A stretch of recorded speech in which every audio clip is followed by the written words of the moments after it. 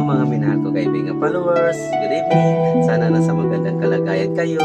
Nandito naman ako mangungulit sa inyo. Magdasal tayo ha. Maraming salamat sa ngalan sa Ama at sa Anak at sa Espiritu Santo. Amen.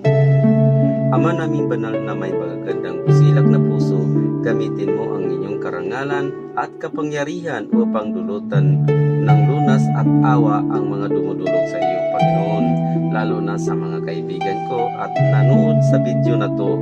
Kasama na rin ang aming mga pamilya, buong giliw mong tunghayan.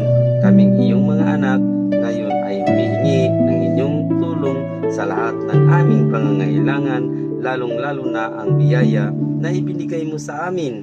Palakasin mo ang aming katawan at mahabang buhay ngayon at magpakailanman. Amin. Sa ngalan sa Ama at sa Anak at sa Espiritu Santo. Amen. Bye-bye mga minahal kong kaibigan followers. Good night. Salamat. Bye-bye.